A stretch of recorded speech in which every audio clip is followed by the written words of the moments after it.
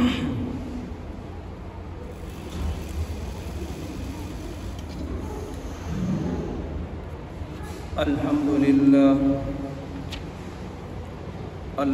لله وكفى والصلاة والسلام على من لا نبي بعده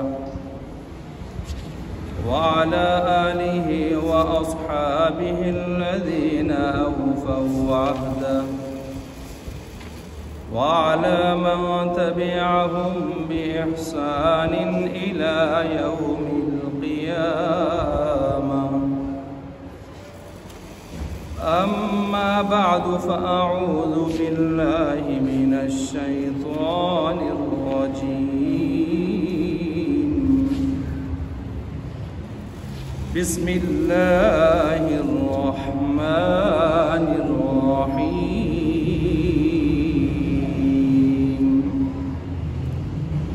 لقد رضي الله عن المؤمنين إذ يبايعونك تحت الشجرة فعلم ما في قلوبهم فأنزل السكينة عليهم وأثابهم فتحا قريبا ومغانم كثيرة يأخذونها وكان الله عزيزا حكيما. آمنت بالله صدق الله ومولانا العظيم وصدق رسوله الكريم ونحن على ذلك لمن الشاهدين والشاكرين والحمد لله رب العالمين. محترم المقام واجب الاحترام حضرات سامعین کرام، آج کی جمعہ کی اس نشست میں قرآن مجید فرقان حمید 26ویں پارہ سے 2 آیات کریمہ تلاوت کی ہیں. ان 2 آیات کریمہ کے ذیل میں ایک موضوع جو گزشتہ جمعہ آپ حضرات کے سامنے شروع ہوا ہے، وہ موضوع ہے سیرت سیدنا عثمان بن عفان رضی اللہ تعالی عنہ. چونکہ ماہ ذوالحجہ کا آخری عشرہ رواں دواں ہے اور آج غالباً 23 ذی الحجہ 1446 ہجری ہے، تو ذوالحجہ کے مہینہ میں جہاں اور بہت سارے تاریخ اسلامی کے واقعات ہیں، وہاں ایک بڑا واقعہ، ایک بلکہ المیہ اور ایک بڑا ہی افسوسناک واقعہ جو حضرت سیدنا عثمان بن عفان رضی اللہ تعالیٰ عنہ کی انتہائی مظلومانہ حالت میں ان کی شہادت کا بھی ہے. تو اس لحاظ سے چونکہ یوم وفات و شہادت ہے جو 18 ذی الحجہ بروز جمعہ بعد از عصر سن 35 ہجری میں حضرت عثمان رضی اللہ تعالیٰ عنہ کا واقع شہادت پیش آیا. تو اس حوالے سے گزشتہ جمعہ بھی آپ حضرات کے سامنے سیرت عثمان بن عفان رضی اللہ تعالیٰ عنہ کے حوالے سے گفتگو ہوئی ہے، اور گزشتہ جمعہ میں نے آپ کے سامنے حضرت عثمان بن عفان رضی اللہ تعالیٰ عنہ کا خاندانی تعارف اور اس کے ساتھ ساتھ ان کی کچھ خصوصیات، ان کے فضائل آپ کے سامنے اور ان کا ذاتی اور خاندانی تعارف پیش کیا تھا. آج کی اس نشست میں اس سیرت عثمان بن عفان رضی اللہ تعالیٰ عنہ کے حوالے سے جو میں نے کچھ چیزیں آپ کے سامنے رکھنی ہیں، وہ حضرت عثمان بن عفان رضی اللہ تعالیٰ عنہ کے کچھ خصوصیات و فضائل بھی ہیں اور آپ کی خدمات اور کارنامے بھی ہیں اور واقع شہادت سے متعلق اور آپ پر کیے جانے والے اعتراضات میں سے بعض اعتراضات اور ان کا ازالہ. یہ سارے لمبے چوڑے عنوانات ہیں ذیلی، لیکن ان عنوانات پر مختصراً جو ہے آپ کے سامنے کچھ باتیں، کچھ معروضات رکھی جائیں گی۔ تو بہرحال سب سے پہلے یہاں پر وہ یہ کہ حضرت عثمان بن عفان رضی اللہ تعالیٰ عنہما کو اللہ تعالیٰ نے بہت ساری خصوصیات سے نوازا تھا، اور انہی میں سے یہ ہے کہ آپ ہر جمعہ کو جو ہے وہ غلام آزاد کرتے اور روزہ بھی رکھ لیا کرتے۔ قبر پر روتے بہت زیادہ، اتنے زیادہ روتے کہ داڑھی آپ کی تر ہو جاتی۔ پوچھنے والوں نے پوچھا کہ آپ قبر پر بہت زیادہ روتے ہیں، تو فرمانے لگے یہ آخرت کی منزلوں میں پہلی منزل ہے، یا یہ ٹھیک نکل گئی تو آگے کا معاملہ بھی ٹھیک نکلے گا، وگرنہ آگے کے معاملات میں بھی پریشانی ہوگی۔ اسی طرح آپ نے ایک مرتبہ ایسے کیا کہ وضو فرمایا، اور وضو کرنے کے بعد آپ مسکرائے۔ کسی نے وجہ پوچھی مسکرانے کی تو کہنے لگے کوئی ظاہری وجہ تو نہیں تھی، وقتی وجہ، بس اتنا ہے کہ مجھے یاد آیا کہ میں نے آپ علیہ السلام کو وضو کرنے کے بعد میں نے دیکھا کہ آپ کے لبوں پر مسکراہٹ آئی تھی، تو مجھے وہ واقعہ یاد آیا، تو میں نے اس طریقے کو دوبارہ سے اجاگر کرنا مناسب سمجھا۔ اس قدر آپ علیہ السلام کے ساتھ محبت۔ جنازہ جب ایک مرتبہ سامنے آیا تو کھڑے ہو گئے، اور یہی فرمایا کہ میں نے آپ علیہ السلام کو بھی آتے ہوئے جنازہ کے سامنے کھڑے ہوتے ہوئے دیکھا ہے۔ رات کا کھانا قوت لا یموت کے درجے میں تناول فرماتے۔ تو قوت لا یموت کا مطلب ہوتا ہے اتنا کھانا کہ جس سے انسان کی صحت کا سلسلہ جو برقرار رہ سکے، اس کی زندگی کا سلسلہ برقرار رہ سکے۔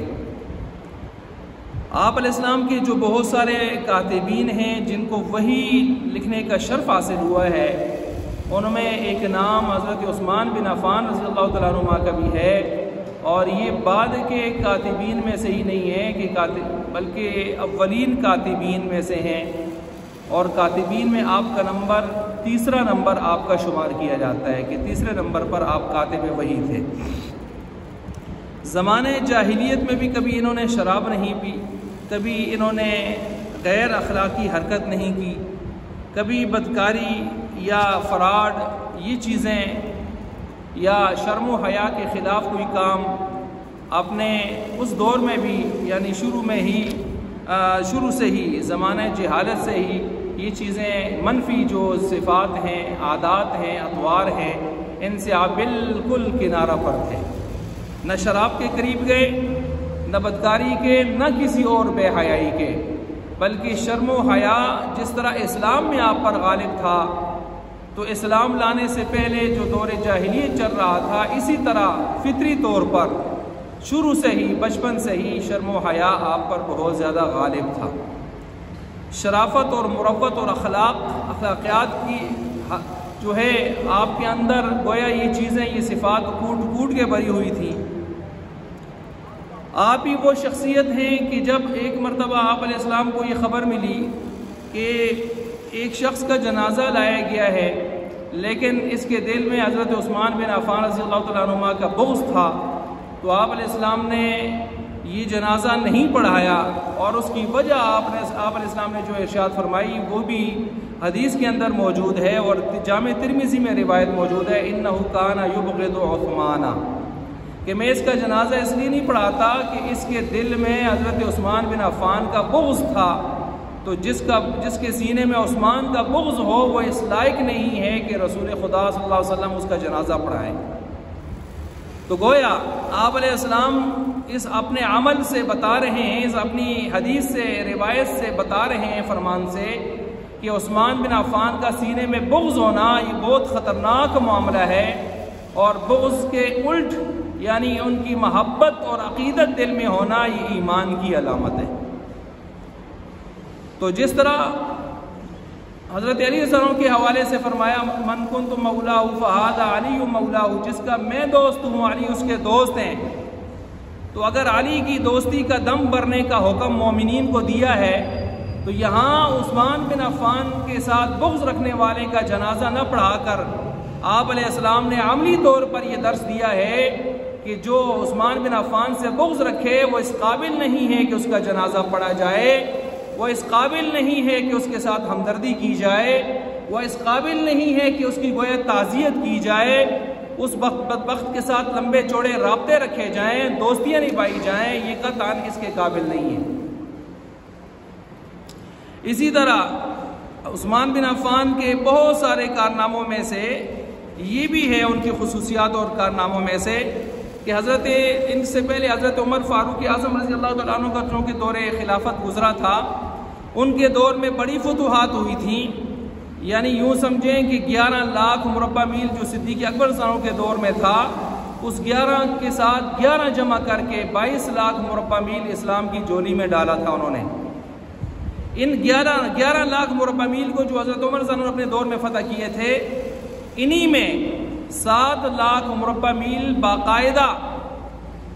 جو اس وقت مفتوحہ تو ہو گیا تھا، حضرت عمر رضی اللہ عنہ کے دور میں فتح تو ہو گیا تھا،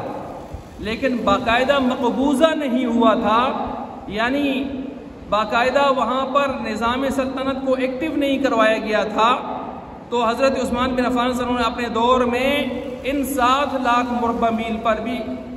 باقاعدہ نظام سلطنت اسلامیہ کا پورا ایک سیٹ اپ سنبھال لیا، پورا ایک سیٹ اپ بھی قائم فرما لیا، گویا مفتوحہ کو باقاعدہ مقبوضہ کی حیثیت دے دی،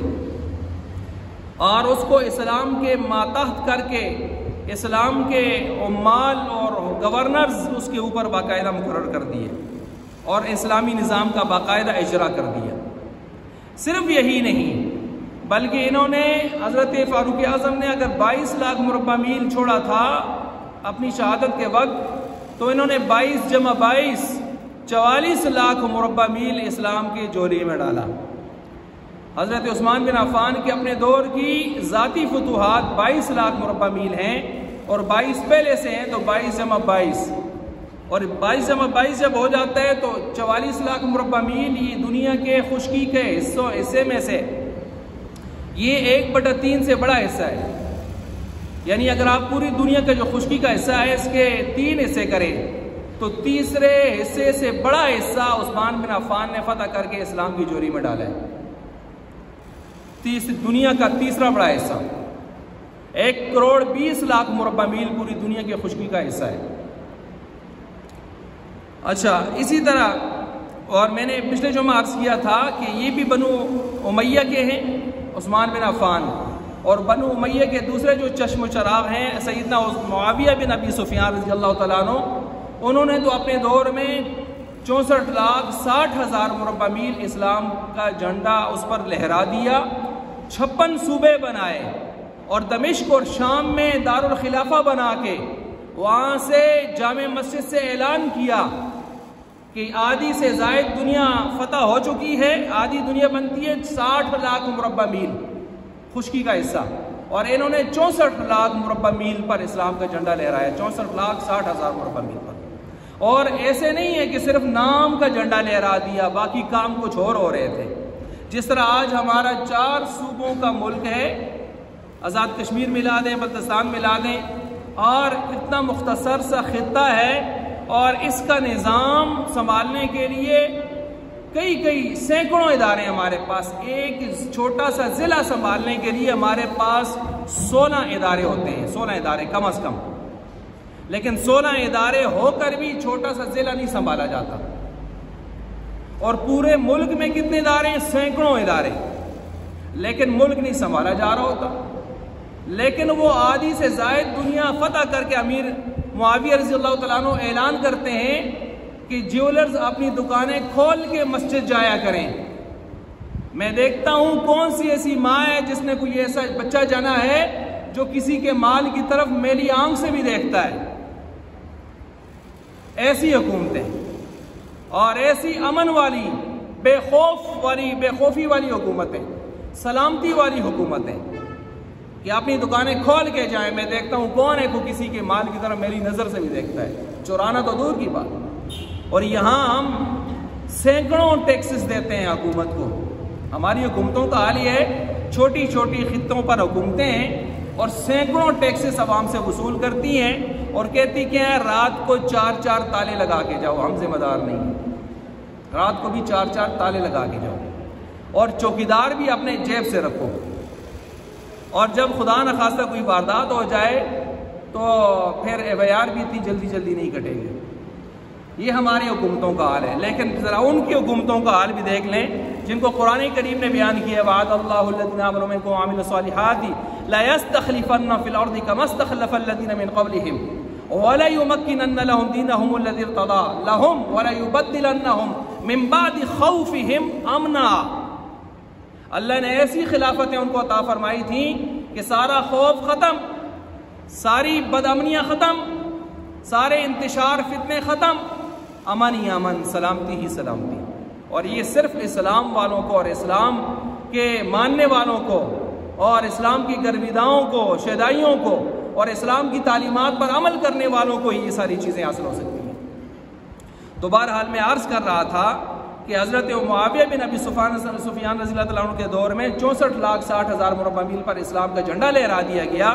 یہ بہت بڑی کامیابی، یہ دو بڑے شہزادے دونوں بنو امیہ کے خاندان سے۔ تو بہرحال عرض کر رہا تھا کہ یہ عثمان بن عفان سنوں کے کارنامے، انہی کارناموں میں سے ایک بڑا کارنامہ کہ ان کو ناشر قرآن بھی کہا جاتا ہے، بعض جامع قرآن بھی کہتے ہیں۔ حقیقت یہ ہے کہ جامع قرآن کا لقب حضرت ابو بکر سنوں کا ہے اور ناشر قرآن کا لقب حضرت عثمان بن عفان کا ہے۔ کیا مطلب؟ آپ علیہ السلام پر جو قرآن کریم اترا، اِنَّا نَحْنُ نَزَّلْنَا الذِّكْرَ وَإِنَّا لَهُ لَحَافِظُونَ، اس کی حفاظت کی ذمہ داری تو اللہ نے لے لی، لیکن اب اللہ تبارک و تعالیٰ ذمہ داری تو پوری فرما رہے ہیں، اور اللہ اور اس قرآن میں کوئی شخص بھی، کوئی طاقت بھی اس میں تبدیلی نہیں لا سکتی، جس طرح پہلی کتابیں تبدیل ہو گئی۔ لیکن اس کی حفاظت اللہ کس سے کروائیں گے؟ انسانوں سے کروائیں گے۔ ایسے تو نہیں ہے کہ اللہ فرشتوں کو اتاریں گے، وہ آ کے حفاظت کریں گے۔ اللہ نے حفاظت انسانوں سے ہی کروانی ہے۔ اب جنگ یمامہ ہوئی، اس میں 1200 صحابہ تابعین شہید ہوئے، ختم نبوت کی خاطر لڑی گئی، تحفظ ختم نبوت کی خاطر، جن میں 700 قرآن کے حافظ قاری تھے، اور قرآن کی حفاظت کا ایک معاملہ درپیش آیا کہ بھئی اب تو قرآن کو باقاعدہ نسخوں کی صورت میں مرتب کرنا چاہیے، اور المختصر پھر بات چیت ہوتے ہوتے اختلافات شروع میں ہوئے، لیکن بعد میں اتفاق ہو گیا، اور حضرت ابو بکر صلی اللہ علیہ وسلم اپنے دور میں باقاعدہ جو نسخوں کو جمع کیا، اور بکھرا ہوا قرآن جو جہاں جہاں تھا، جس کے پاس چند آیتیں، 2 صورتیں، 4 صورتیں، ان کو اکٹھا کر کے نسخوں کی صورت میں لایا، لیکن یہ ایک نسخہ پھر بھی نہیں بنا، یہ کئی نسخوں کی صورت میں قرآن اکٹھا ہو گیا۔ اب لوگ ان نسخوں کو پڑھتے تھے، حضرت عثمان بن عفان صاحب کا دور آیا تو ان نسخوں میں قراتوں کا تھوڑا تھوڑا اختلاف موجود تھا۔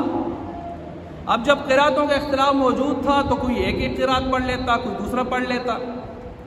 تو پھر ایسے بھی ہوا کہ محاذوں پر فوجی حضرات مجاہدین بھی جب قرآن پڑھتے تو ایک کہتا ہے میں جو قرات پڑھتا ہوں یہ بہتر ہے، دوسرا کہتا ہے یہی صحیح ہے، دوسری صحیح نہیں ہے، ایک دوسرے پر فتوے لگ گئے۔ اب جب یہ اطلاعات حضرت عثمان بن عفان صلی اللہ علیہ وسلم تک پہنچی تو انہوں نے فرمایا کہ اب اگر یہ حال ہے تو آگے چل کے پتہ نہیں کیا سے کیا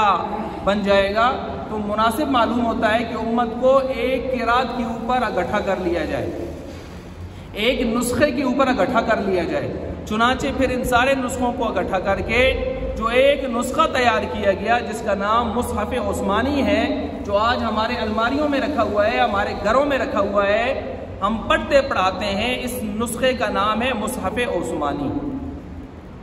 اور یہ عثمان بن عفان صاحب کا کارنامہ ہے۔ اور جب انہوں نے یہ ناشر قرآن، اب ان کو ناشر قرآن کیوں کہتے ہیں، انہوں نے جب یہ نسخہ مرتب کروایا مصحف عثمانی تو اس کی 4 نقلیں بنائیں، 4 نقول، فوٹوسٹیٹ کہیں یا 4 اوریجنل اس کے نسخے کہیں، وہ انہوں نے مختلف جگہوں پر بھیجے۔ یہ نہیں ہے کہ دین صرف مدینہ میں ہے باقی نہیں ہے، نہیں، جہاں جہاں تک اس وقت اسلام کے مرکز نظر آ رہے تھے تو انہوں نے وہاں تک نسخوں کو پہنچایا۔ چنانچہ ایک نسخہ انہوں نے حجر نبویہ میں رکھوا دیا، ایک نسخہ انہوں نے ترکی استنبول کے عجائب گھر میں آج بھی ہمیں مل رہا ہے، وہاں اس طرف پہنچایا، ان خطوں کی طرف۔ تیسرا مصری کتب خانہ میں آج بھی مل رہا ہے، اور چوتھا ماسکو کتب خانہ میں۔ یہ 4 نسخے دنیا کے مختلف خطوں کی طرف گئے، اور پھر ایک نسخہ حضرت علی صلی اللہ علیہ وسلم اپنے دور میں جو تیار کروایا تھا، اور وہ نسخہ بھی یمن کے عجائب گھر کے اندر ہے، اس میں رکھوایا تھا، اور وہاں موجود ہے آج بھی۔ تو بہرحال یہ 5 نسخے یہ سارے کے سارے ہمیں بتاتے ہیں کہ آپ علیہ السلام پر جو اترا ہوا قرآن تھا وہ وہی ہے جو آج ہماری الماریوں میں رکھا ہوا مصحف عثمانی ہے، اور وہ وہی ہے جس کو حضرت علی نے اپنے دور میں جمع کروا کے وہ آگے رکھوایا تھا اور یمن کے عجائب گھر میں۔ تو یہ ایک ہی قرآن ہے جو آج ہماری الماریوں میں وہی ہے جو آپ علیہ السلام پر اترا تھا۔ اس میں وہ یہ نہیں ہے کہ جس طرح کے بعض ظاہر باطن کے کالے لوگوں نے ایک نیا جی وہ تو 17,000 آیتوں والا تھا، وہ تو غار میں لے کے ایک حضرت گھسے ہوئے ہیں، وہاں سے نکلیں گے، ہم اس کا انتظار کر رہے ہیں، وہ جو ڈکوسلے مار مار کے لوگوں کو گمراہ کر رہے ہیں، اور پھر ان سے کہا جاتا ہے پھر اس قرآن کو نہیں مانتے، نہیں ہم اس کو مانتے ہیں، ہمیں کہا ہے جب تک وہ نہ آئے اس کو مانیں، اس لیے کہ پھر لوگ تمہیں مسلمان نہیں سمجھیں گے، ہم تو ویسے بھی نہیں سمجھتے۔ تو اس لیے یہی قرآن ہے، اور یہ قرآن کس کا کارنامہ ہے؟ عثمان بن عفان کا۔ تو اگر اس قرآن کو ماننا ہے تو پھر حضرت عثمان بن عفان کو ماننا پڑے گا، کیونکہ یہ کارنامہ عثمان بن عفان رضی اللہ تعالیٰ عنہ کا ہے۔ تو یہ ان کے کارناموں میں سے کارنامہ ہے۔ اسی طرح حضرت عثمان بن عفان کے کارناموں میں اور بہت سارے کارنامے ہیں۔ جمعہ کی یہ جو ہم دوسری اذان دیتے ہیں، یہ کس نے شروع کروائی؟ یہ جب ہجوم زیادہ ہو گیا، لوگوں کو اطلاع دینے کی بات تھی، تو اپنے دور میں یہ دوسری اذان انہوں نے شروع کروائی، اور یہ صحیح بخاری کے اندر اس جو ہے روایت موجود ہے کہ دوسری اذان کا سلسلہ حضرت عثمان بن عفان صاحب کے دور سے شروع ہوا۔ اور ظاہر بات ہے آج ہمارے لیے یہ بھی سنت ہے اور سنت موقدہ ہے۔ سنت موقدہ اسے کہتے ہیں ما واظب علی النبی صلی اللہ علیہ وسلم والخلفاء الراشدون، جس پر آپ علیہ السلام یا خلفاء الراشدون کے، جس پر خلفاء راشدین جس کے اوپر جو ہے مواظبت کریں، جس کو لے لیں اور اس کو آگے تک چلا لیں اور امت اس پر عمل کرتی آ رہی ہو، تو یہ سنت نہیں ہوتا، سنت موقدہ ہوتا ہے، سنت شرعیہ ہوتا ہے، سنت خدا ہوتا ہے۔ تو اس لیے آج ہم دوسری اذان اگر دے رہے ہیں تو یہ بھی کس کے دور سے؟ عثمان بن عفان سروں کے دور سے سلسلہ آگے شروع ہوا۔ انہی کے کارناموں میں سے محکمہ پولیس کو وجود تو عمر بن خطاب رضی اللہ عنہ نے اپنے دور میں دے دیا تھا، لیکن محکمہ پولیس کو باقاعدہ منظم بنیادوں پر اس کے ادارے قائم کرنا صحیح طریقے سے، تو یہ حضرت عثمان بن عفان صاحب کے دور میں ہوا۔ اور اراضی کے یہ جو مالکانہ حقوق اور یہ جو انتقال کے سلسلے ہیں، پلاٹ انتقال کے اور یہ چیزیں، اس کی ابتدائی جو صورتیں ہیں یہ عثمان بن عفان نے اپنے دور میں مالکانہ پروانے جو ہیں یہ انہوں نے اپنے دور میں شروع کروائے، کہ جس کی جو زمین ہے اس کی مالکانہ حیثیت کو سرکاری سطح پر کوئی اس کا دستاویز بھی ہونا چاہیے، صرف زبانی کلامی نہ ہو۔ یہ کارنامہ بھی انہیں کو جاتا ہے۔ اسی طرح ان کے کارناموں میں سے سرکاری سطح پر چراگاہیں، لوگوں کے جانور ہوتے تھے اور چراگاہوں کے معاملات ہوتے تھے، مسائل ہوتے تھے، تو سرکاری چراگاہوں کا سلسلہ انہوں نے اپنے دور میں شروع کروایا۔ چھاونیاں انہی کے دور کی ایجادات ہیں۔ کنویں، بڑے بڑے کنویں انہوں نے بنوائے، کشادہ دفاتر سرکاری اعتبار سے انہوں نے بنوائے، اور مسافر خانے اور سیلاب سے بند جو بندوائے انہوں نے بنوائے، اور یہ جدہ کی بندرگاہ جو دنیا کی مشہور ترین بندرگاہوں میں سے ہے، یہ کارنامہ بھی عثمان بن عفان صاحب کو جاتا ہے۔ ان کے دور میں بڑی یعنی عوامی مفاد کے اندر جو کارنامے سر انجام دیے، اگر ہم اس کی فہرست کو دیکھیں تو سب سے زیادہ لمبی فہرست حضرت معاویہ بن ابی سفیان کے بعد اگر جاتی ہے تو ان کو جاتی ہے۔ اور صرف یہ نہیں کہ سرکاری مال سے، بہت ساری چیزیں انہوں نے اپنے ذاتی مال سے، مسجد نبوی کی جتنی توسیع ہوئی ہے اس میں اکثر پیسہ عثمان بن عفان کا اپنا ذاتی لگا ہے۔ غزوہ تبوک کے 30,000 کے لشکر میں سے 10,000 لشکر کا ساز و سامان حضرت نے اپنے ذاتی پیسوں سے کروایا تھا، اور اس کے علاوہ کئی موقعوں پر انہوں نے کئیوں کو قرضہ دیا، معاف کر دیا، کئیوں کو گفٹ دیا، اور اپنے پیسہ حضور علیہ السلام کے حکم پر موقع بموقع نچھاور کرتے گئے۔ 80 لاکھ درم دنانیر، یہ ایک اندازہ بتایا جاتا ہے، اس سے زیادہ مکہ کا سب سے بڑا مالدار عثمان بن عفان، اس نے سب کچھ اسلام لانے کے بعد اسلام پر نچھاور کیا، یہاں تک کہ 82 سال کی عمر میں جب شہادت پا رہے تھے تو میں نے عرض کیا تھا ایک اونٹنی تھی سفر کے لیے، سفر حج کے لیے، اور ایک بکری تھی دودھ دھونے کے لیے، باقی گھر میں جلانے کو چراغ کے اندر تیل نہیں تھا، ان کی لاش پر ڈالنے کو بیوی کو کپڑا نہیں مل رہا تھا، اور وقت کا خلیفہ تھا 44 لاکھ مربع میل کا بادشاہ تھا۔ یہ خدمات ہیں ان کی اسلام کے لیے۔ مسجد نبوی کی تعمیر میں نے عرض کیا 27 ہجری میں، اگر آپ دیکھیں تو اس میں جتنی توسیع ہوئی ہے انہوں نے اپنے ذاتی مال سے کی. اور صرف یہ نہیں، آج بھی جا کے اس کا پٹوار جمعہ بندیاں اٹھائی جائیں تو اس کے اندر چیک کیا جائے تو پیچھے ریکارڈ ہمیں 23 ہجری کو اس کے دائیں بائیں کا ملے گا، تو ذاتی پیسہ سارا حضرت عثمان بن عفان کا جتنی توسیع ہوئی ہے مسجد نبوی میں. مسجد نبوی کی زمین ابتدائی طور پر جو خریدی گئی وہ آپ علیہ السلام نے خریدی، لیکن ذرا تاریخ اٹھا کے دیکھیں مسجد نبوی کی ابتدائی جو زمین خریدی گئی ہے یہ حضرت ابوبکر رضی اللہ عنہ کے پیسوں سے خریدی گئی ہے، اور جو اس کی توسیع ہے وہ یہ عثمان بن عفان کروا رہے ہیں اپنے دور میں ان حضرات کے کارنامے. اور پھر اسی طرح انہوں نے اپنے دور میں بیت المال سے مؤذنین کی اجرتیں قائم کروائیں. ائمہ اور خطباء جو مساجد کے ہیں ان کی سرکاری سطح پر تنخواہیں، آج تو یہ نظام ہی نہیں ہے دنیا میں، آج تو جمہوری نظام ہے اور دیگر فرسودہ نظام دنیا پہ چل رہے ہیں. آج تو ہر کام کے لیے یہاں تک کہ پریزیڈنٹ اور پرائم منسٹر اور دیگر جو ہے ہمارے جو منسٹرز ہوتے ہیں ان کے چائے پانی کے لیے لاکھوں کروڑوں کے فنڈز نکلتے ہیں اور لوگ 40 ارب کے گھپلے کر لیتے ہیں، اور ٹی اے کے نام پر لوگ لاکھوں روپے کے بل بنا کے ہڑپ کر جاتے ہیں، اور HEC کی وساطت سے یونیورسٹیوں کو اربوں روپے کے فنڈز آ جاتے ہیں، ریلیز ہو جاتے ہیں، نتیجہ کچھ نہیں نکلتا سوائے تھیوریاں ادھر ادھر کرنے کے اور الماریاں کاغذوں سے بھرنے کے، کچھ نہیں نتیجہ نکلتا. ساری چیزیں اپنی جگہ، لیکن سب کچھ، لیکن مساجد اور مدارس کے ساتھ کسی بھی قسم کا آج تک جو دیکھا جائے تو ستیری ماں والا سلوک، بلکہ اس سے بھی بدتر سلوک آج تک ہو رہا ہے. لیکن حضرت عمر بن فاروق رضی اللہ عنہ اپنے دور میں ائمہ اور خطباء مساجد کے ان کی تنخواہیں باقاعدہ سرکاری خزانے سے شروع کروائی تھی. اور عثمان بن عفان کا کارنامہ یہ کہ انہوں نے ان کو جاری رکھتے ہوئے مؤذنین کی تنخواہیں بھی جاری کی، ان کے وظیفے بھی باقاعدہ بیت المال سے جاری کروائے. اور آج ہمارے جمہوریت کا مسئلہ یہ ہے کہ یہاں مسجد کا بل آتا ہے اور اس میں 100 روپے ٹی وی ٹیکس بھی ہوتا ہے، گویا مسجد کے محراب میں ٹی وی رکھی ہوتی ہے، سارے مقتدی دیکھ رہے ہوتے ہیں امام سمیت. یہ حال ہے ہمارا. اور مسجد کا بل ڈومیسٹک نہیں بلکہ کمرشل بل اس کا رکھا گیا ہے، گویا مسجد کوئی کاروباری ادارہ ہے کہ یہ گھر والا بل نہیں دے گا، یہ کاروباری ادارے والا بل دے گا. استغفر اللہ العظیم. یہ حال ہے ہمارے جمہوری ملکوں کا اور ہمارے نظاموں کا. تو بہرحال عثمان بن عفان رضی اللہ تعالیٰ عنہ، تو ان کے بہت سارے کارنامے میں کچھ آپ کے سامنے رکھ چکا، اور یہی وہ ہے، میں نے کہا مکہ کے سب سے بڑے مالدار تھے، سارا کچھ اسلام پر لگا دیا. اور یہی وہ ہیں جنہوں نے روایات میں بہت زیادہ محتاط تھے، روایتیں عام طور پر نقل نہیں کرتے تھے، لیکن اس کے باوجود مورخین لکھتے ہیں کہ 142 روایات ان سے منقول ہیں، جن میں 3 بخاری مسلم کے اندر اور 8 صرف بخاری میں اور 5 صرف مسلم میں، اور دیگر روایات مختلف کتابوں میں بکھری ہوئی ہیں.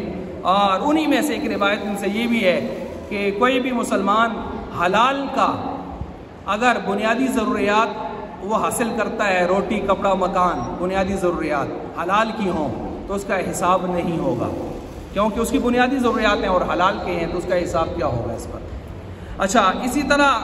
وقت شہادت میں نے عرض کیا کہ ان کی 82 سال عمر تھی، اور جس دن یہ شہید ہو رہے تھے اس دن بھی انہوں نے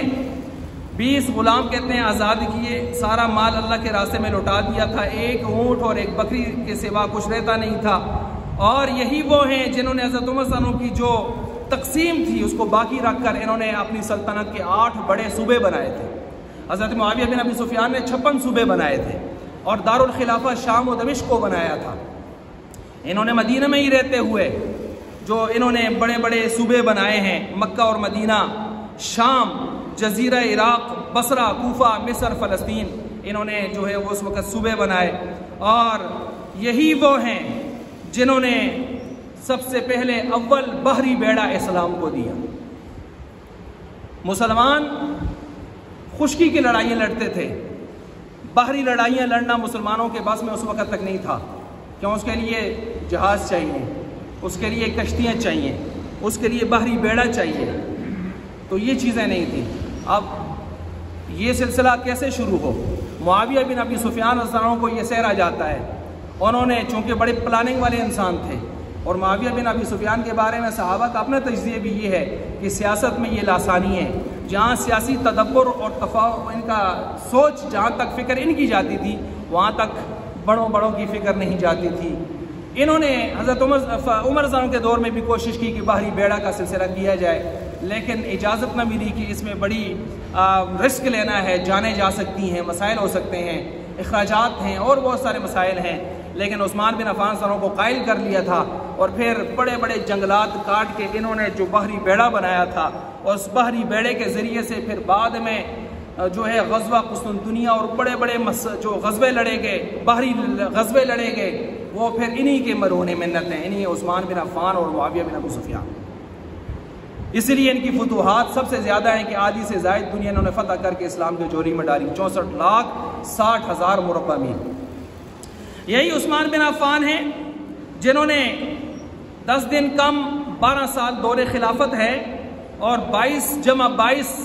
یعنی 22 لاکھ مربع میل فتح کر کے 44 لاکھ مربع میل 1/3 سے زائد دنیا فتح کی ہے۔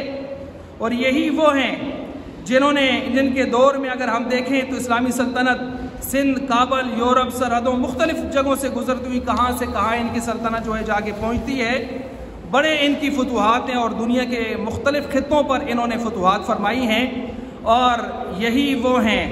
کہ جن کا انتخاب حضرت عمر رضی اللہ عنہ نے اپنے دور کے اخیر میں جو عشرہ مبشرہ میں 6 صحابہ کی جو کمیٹی شورا بنائی تھی، انہوں نے ان میں خود بھی موجود تھے، اور ان کا انتخاب ہو گیا تھا باقاعدہ شورائی نظام سے۔ تو شورائی نظام سے باقاعدہ منتخب ہونے والے تاریخ اسلام میں سب سے پہلی شخصیت جو ہیں وہ عثمان بن عفان رضی اللہ تعالیٰ عنہ کی ہے۔ اس کے بعد اگر شورائی نظام اسلام میں حجت قرار پایا ہے تو اس کی پہلی بنیاد، پہلی اینٹ حضرت عثمان بن عفان کی خلافت سے شروع ہوئی ہے، ان کی خلافت سے یہ سلسلہ شروع ہوا ہے۔ اور عثمان بن عفان وہ ہیں جنہوں نے آپ علیہ السلام کے ساتھ تمام غزوات میں شرکت فرمائی ہے۔ ایک بدر کا کہا جاتا ہے جی بدر میں شریک نہیں ہوئے، تو بدر میں شریک نہ ہونے کی وجہ بھی بالکل واضح ہے کہ ان کی بیوی رقیہ رضی اللہ تعالیٰ عنہ بیمار تھی سخت، اور گھر میں کوئی ان کی تیمارداری کے لیے نہیں تھا، تو ضرورت تھی کہ کوئی آدمی ان کی تیمارداری کرتا، ان کے علاوہ کوئی تھا نہیں، تو انہوں نے آپ علیہ السلام نے خود ان کو حکم ارشاد فرمایا تھا، اور چونکہ رقیہ آپ علیہ السلام کی لختی جگر تھی، آپ کی بیٹی تھی، تو آپ علیہ السلام نے فرمایا تھا عثمان آپ گھر میں ہی رہیے اور آپ ان کی تیمارداری کیجئے، آپ بدر کے غازیان بدر میں سے شریک ہوں گے باقاعدہ، اور جو مال غنیمت اس میں آیا اس میں جہاں باقی غازیوں کا حصہ تھا تو باقاعدہ حضرت عثمان بن عفان کو بھی اس میں یاد رکھا گیا، اس لیے پوری بات کو بھی ذہن میں رکھنا چاہیے۔ یہی عثمان بن عفان ہیں کہ میں نے پچھلے جمعہ عرض کیا تھا جن کی شہادت سے جو اسلام کی دیوار میں دراڑ پڑی ہے، خود صحابہ نے یہ بات کی ہے، خود بڑے بڑے صحابہ نے یہ بات کی ہے کہ جو دراڑ وہاں سے پڑی ہے۔ عبداللہ بن سلام رضی اللہ عنہ بھی یہ فرماتے ہیں، عبداللہ بن سلام جو تورات کے بھی حافظ تھے اور یہودیوں کے چوٹی کے عالم تھے اور مسلمان ہوئے اور قرآن کے بھی حافظ بنے، انہوں نے بھی بات کی کہ اسلام کی دیوار میں، مضبوط دیوار میں جو دراڑ حضرت عثمان بن عفان کی شہادت سے پڑی ہے وہ اب قیامت تک مندمل ہونے والی نہیں ہے۔ اور واقعی اس وقت سے جو فتنے پھر شروع ہوئے عثمان بن عفان کی شہادت سے، آج تک وہ فتنے دنیا پر اسلام کو سب سے زیادہ نقصان پہنچانے والے وہی فتنے ہیں۔ اور آپ علیہ السلام نے حضرت عمر رضی اللہ عنہ سے یہ فرمایا تھا، عمر آپ کی مثال یہ ہے کہ آپ فتنوں کے لیے بند دروازے کی حیثیت رکھتے ہیں، جب تک آپ رہیں گے فتنے نہیں آئیں گے۔ پوچھا گیا یا رسول اللہ کیا یہ دروازہ جو عمر کی صورت میں ہے فتنے نہیں آئیں گے، بند دروازہ ہے، تو جب فتنے آئیں گے تو کیا مطلب؟ حضرت عمر رضی اللہ عنہ کی صورت میں جو دروازہ ہے یفتح ام یکسر، کیا یہ کھولا جائے گا تبھی موت فوت ہوں گے، ام یکسر یا توڑا جائے گا؟ تو آپ علیہ السلام نے فرمایا یکسر، عثمان بن یعنی حضرت عمر رضی اللہ عنہ شہید کیے جائیں گے۔ جب وہ شہید کیے گئے تو ان کے بعد عثمان بن عفان جب آئے تو 8 سال ان کا دور بالکل صحیح رہا۔ آخری 4 سالوں میں عبداللہ بن سبا یمنی یہودیوں کی طرف سے آیا ہوا نمائندہ، اس نے مسلمانوں کے دماغ خراب کرنے شروع کر دیے، پروپیگنڈا کی فضا شروع کر دی، جعلی خط ترتیب دیے گئے، جعلی انگوٹھیاں اس کی مہریں لگائی گئیں، اور اپنی طرف سے بوگس لوگوں کے قتل کے فتوے عثمان بن عفان کے نام سے منسوب کیے گئے، پھر پکڑوائے گئے، پھر اپنی طرف سے اگلوائے گئے، اور پھر اس سے لوگوں کا دماغ پروپیگنڈا سے اتنا خراب کیا کہ بلوائیوں کا ایک پورا جمگٹھا اٹھا اور وہ آ کے مدینہ پر انہوں نے دعویٰ بولا۔ اور اس وقت بولا، انہوں نے وہ موقع دیکھا کہ جب صحابہ حج کرنے کو چلے گئے تھے مدینہ کو، مکہ کو، اور غالباً 17، 18 یا 20 اس کے لگ بھگ کچھ لوگ جو مدینہ کے اندر موجود تھے، اور یہ سینکڑوں کی تعداد میں آ کے انہوں نے مسجد نبوی کا محاصرہ کر کے جمعہ کے دن بیٹھ کے اور آوازیں کسنا شروع کر دی، پتھر کنکر مارنا شروع کر دیے، اور خطبہ دینے سے روک دیا، ہاتھ میں پکڑا ہوا عصا اس کو توڑ دیا اور مارنا شروع کیا، اور ایک عجیب قسم کی فضا شروع کر دی۔ یہ کام سب سے پہلے ان باغیوں نے، بدبختوں نے مسجد نبوی میں کیا، اور پھر اس کے بعد 40 دن کا محاصرہ، اور 40 دن کے محاصرے میں کھانا پینا راشن سب کچھ بند کر دیا۔ یہ سارے واقعات ہوئے۔ پھر عثمان بن عفان کی اتنی ساری خدمات، اب خدمات پر یہ آدمی چلے تو کئی جمعے اس کے لیے چاہیے۔ یہ تو میں نے کچھ خدمات، کچھ پچھلے جمعہ رکھی، کچھ اس جمعہ رکھی، بہت ساری خدمات، اور انہوں نے پھر اپنی چھت کے اوپر چڑھ کے 3-4 مرتبہ خطبے دیے تھے ان باغیوں کو، اور ان کو کہا تھا دیکھو میں وہ نہیں ہوں جس کا خون اسلام میں بہانا حلال کیا گیا ہو، نہ معاذ اللہ میں کوئی بدکار ہوں، میں نے تو کبھی دور جاہلیت میں بھی بدکاری نہیں کی، میں کوئی تمہارا بھاگا ہوا غلام بھی نہیں ہوں، میں کوئی اسلام سے پھرا ہوا بھی نہیں ہوں، مرتد بھی نہیں ہوں، اور میں نے تم میں سے کسی خون بھی نہیں بہایا کہ میرا خون تم بہا سکتے ہو، کیوں آئے ہو مجھے مارنے کے لیے؟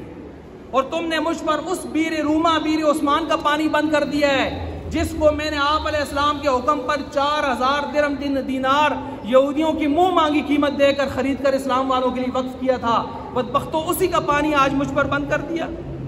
تم نے اس مسجد نبوی سے خطبہ دینے سے مجھے روک دیا جس کا اکثر حصہ عثمان بن عفان نے اپنے پیسوں سے خرید کر اس میں توسیع کی ہے۔ سارے خطبے دیے، میں حافظ قرآن ہوں، میں کسی کے ساتھ کس کے ساتھ زیادتی ہوئی کوئی بتائے، لیکن آگے سے کوئی جواب نہیں آ رہا تھا، ایک ہی تھا، آپ خلافت چھوڑ دیں۔ کہنے لگے میں چھوڑ دیتا، میں خلافت کا بھوکا نہیں ہوں، میں عہدوں کا، سیاسی عہدوں کا بھوکا نہیں ہوں، لیکن مجھے میرے نبی نے فرمایا تھا عثمان وقت آئے گا تجھ سے کچھ باغی قمیض خلافت اتارنا چاہیں گے، خیال کرنا نہ تو اتارنا، وگرنہ جنت کی خوشبو بھی نہیں سونگھ پاؤ گے۔ اس لیے یہ تو نہیں ہو سکتا، میری جان جا سکتی ہے، یہ خلافت نہیں نکل سکتی، تو لہٰذا اب سب کچھ برداشت کیا 40 دنوں کا۔ کسی نے پوچھا بھوک پیاس میں کیا کرتے ہیں؟ کہتے ہیں قرآن پڑھتا ہوں، اللہ کا ذکر کرتا ہوں، اللہ بھوک بھی مٹاتے ہیں، پیاس بھی مٹاتے ہیں۔ اور پھر دشمن کیسے دروازے پر آئے، دروازے کے اوپر بڑے بڑے جانثار موجود تھے، جن میں بڑے بڑے جان بازوں میں ایک نام علی کے بیٹے حسن کا آتا ہے، ایک حسین کا آتا ہے۔ حسن اور حسین تلواریں لے کر عثمان کے دروازے پر پہرہ دار بن کے کھڑے تھے، بتا رہے تھے قیامت تک آنے والے انسانوں کو اگر تم نے حسن حسین کا نام لینا ہے تو سنو، عثمان کے در کا پہرہ دینا تم پر لازم ہوگا۔ اگر عثمان پر بونکو گے اور تم کہو گے حسن حسین سے محبت ہے تو تم زندگی ہو، تم مسلمان نہیں ہو سکتے، کیونکہ حسن حسین تلوار لے کر اپنی جان ہتھیلی پہ رکھ کے دروازے پہ کھڑے پہرہ دے رہے تھے، اور یہی نہیں دے رہے تھے، علی کا حکم تھا کہ آپ جاؤ چچا کے گھر کے دروازے پر پہرہ دو۔ ان کے ساتھ اور صحابہ محمد بن طلحہ، عبداللہ بن عمر، عبداللہ بن زبیر، مختلف حضرات تھے ان کے ساتھ۔ بہرحال دشمن پھر دیوار پھلانگ کے اندر آیا اور انہوں نے آ کے شہید کیا، اور آگے کے کچھ واقعات وہ چیزیں ہیں، ساری چیزیں اپنی جگہ پر۔ بہرحال اس کو میں ابھی اس موضوع کو کلوز کرتا ہوں، ورنہ بہت ساری چیزیں اور بھی اس پر تھیں، اور آخر میں